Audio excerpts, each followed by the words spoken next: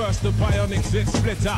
Breakneck speed, we drown 10 pints of bitter. We lean all day, and some say they ain't productive. Could that depend upon the demon that you're stuck with? Cause right now, I see clearer than most. I sit here contented with this cheese on toast. I feel the pain of a third world famine.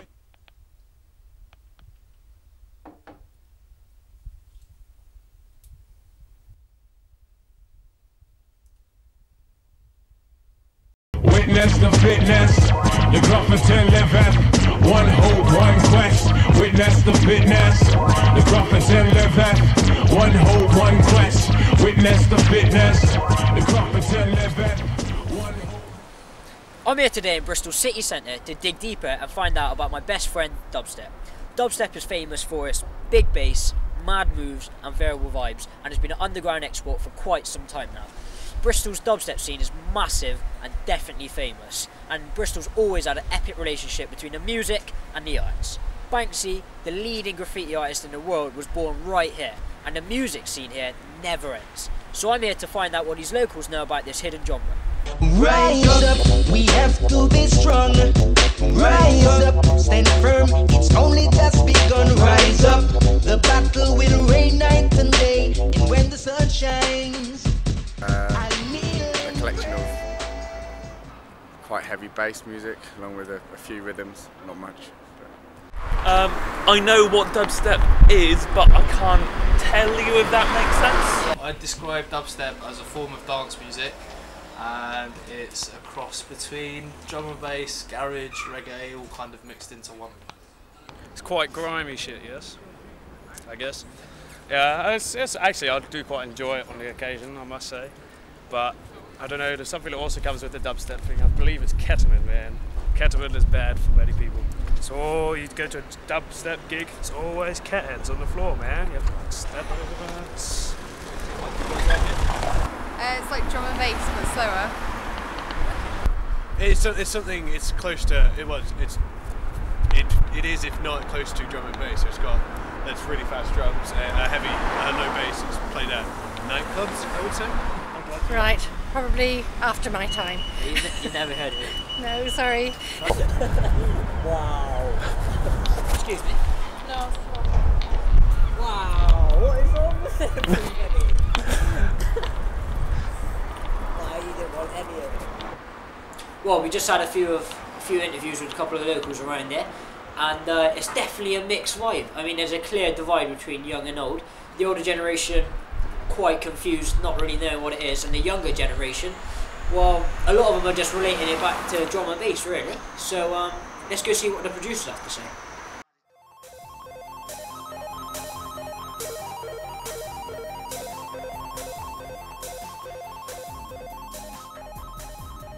I think it changes. It's changed from what it was perhaps 4 years ago when I first got into it.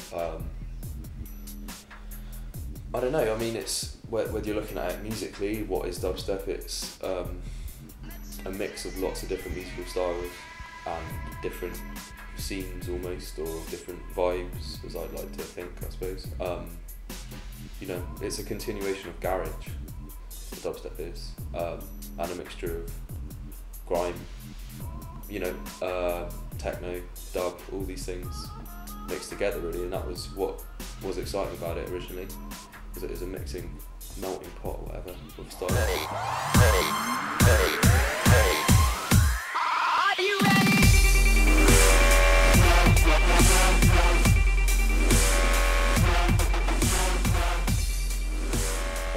All I know is I reckon either garage, like originated from garage, because garage is the same kind of BPM, the same kind of thing, it's not as heavy as it is now, but there's different portraits of dubstep. I don't know, like some of it seems to come more from the grime scene, in this garage, and then some people argue that dub is some form of, you could relate it to dubstep, but there's so much freedom in dubstep, man. It just seems like a completely unique generation. And the fact that it came from all the different types of music is what makes it so unique. It tends to change quite a lot. I mean, you know, certain clubs have been sort of getting closed down. Like we've just lost a club called the Tube, which hosted a lot of good nights, and the night I was part of as well, Shore Scout Convention.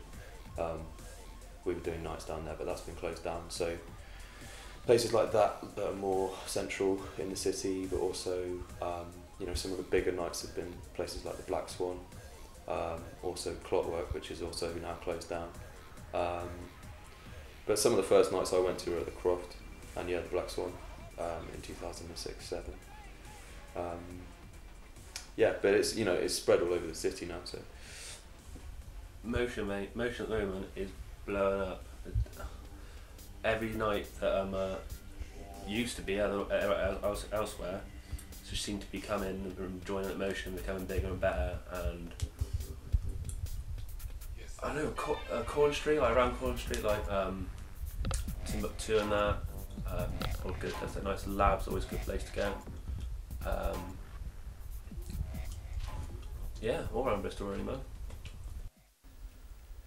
Well, I just got off the phone with Basement 45. There's a mad dubstep night going on tonight, property at Bristol. We've been invited down, so we're going to go down there, talk to the producers, talk to a few of the clubbers, and the owner. And more importantly, we're going to be raving out hard.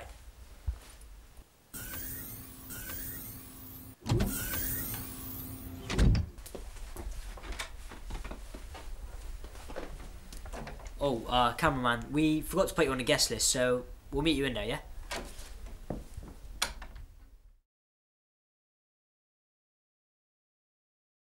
I've been around Bristol, but Basement 45 with its low arches and its cheap drinks, best place for dubstep. Basement 45. It's all about Basement 45. I'm here tonight because I'm hosting this with Property of Bristol. I'm here tonight with Jasmine Knight. Obviously there's Shads and Wedge. Shads is also a part of Statics. Yeah, I cover every genre, so I'm very versatile. I've come down to perform to the dubstep event. Dubstep's got wicked vibes as long as people are staying on the same level. I enjoy it. Dubstep's good, but I normally do liquid drum and bass. But yeah, it's a good event. Everyone's here doing their thing.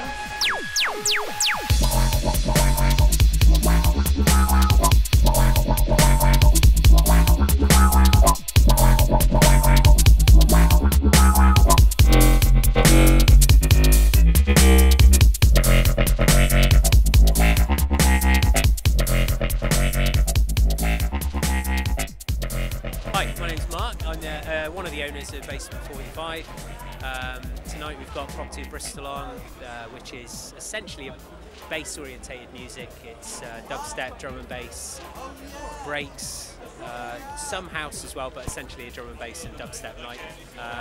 The music that we do mainly at the club is underground dance music. Fridays, drum and bass, dubstep, techno, Saturdays, house, electro, and techno as well. I'm Bilam. I'm a producer from Bristol, but living in Brighton at the moment doing uni. I reckon dubstep's in a kind of interesting place at the moment because the initial hype kind of died out. There was a lot of things going on with like DMZ leading the scene, Loafer, all of them, Scream doing like really fresh tunes. And a couple of years have passed since then, so we've got a whole new wave of mainstream dubstep that's coming in. And there's a lot of mixed opinions about it because it's kind of taking the bare basics of dubstep, like the tempo and the half speed and the sort of wobbly bass lines, and making it very simple and dance oriented.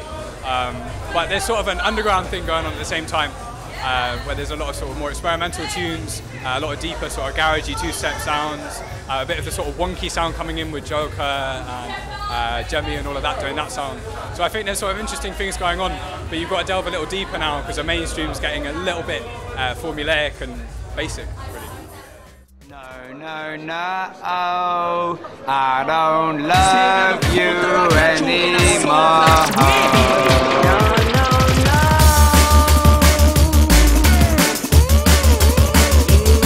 Bass Kitchen!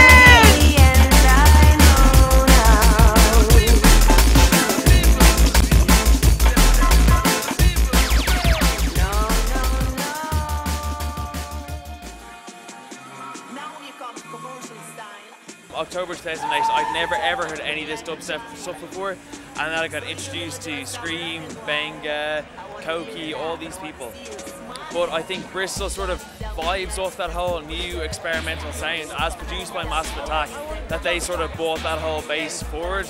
You know, Bristol's always been synonymous with beats orientated music, you know, particularly hip hop, and Massive Attack always said tricky. So yeah, I mean, I think it's a really particularly young, innovative sort of music at the moment. I mean, a lot of our crowd that come here are between 18 and 22, 23, and they're the people that are into the dubstep. I would say primarily, you know, our older crowd is generally more of a dance orientated crowd, but. Yeah, I think the scene for drum and bass and dubstep is in Bristol. Other places it's a bit dry, so I'd come to Bristol for a good dubstep night. Yeah.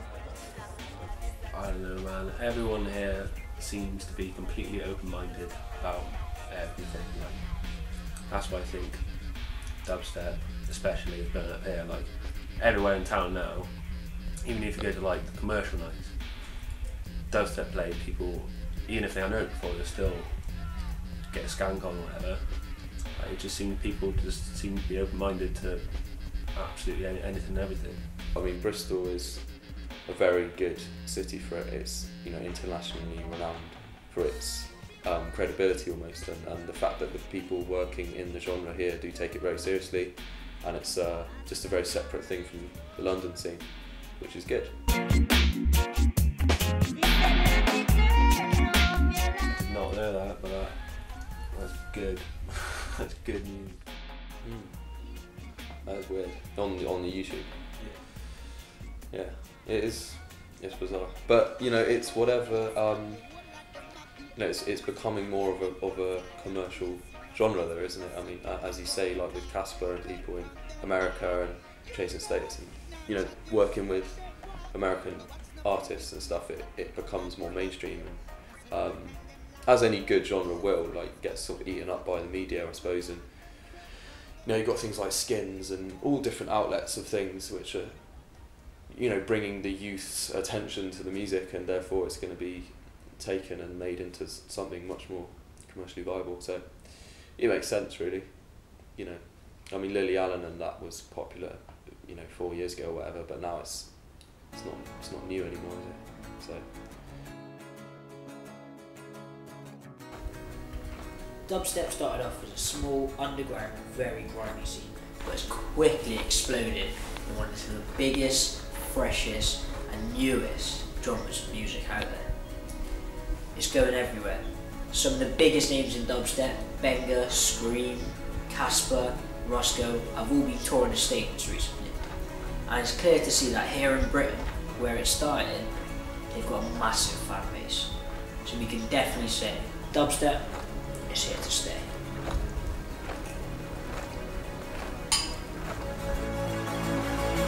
When the blood dries in my veins and my heart feels no more pain, I know I'll be on my way to heaven's door. I know when I'm not, I'll be hoping I don't drop to a place where I will rise.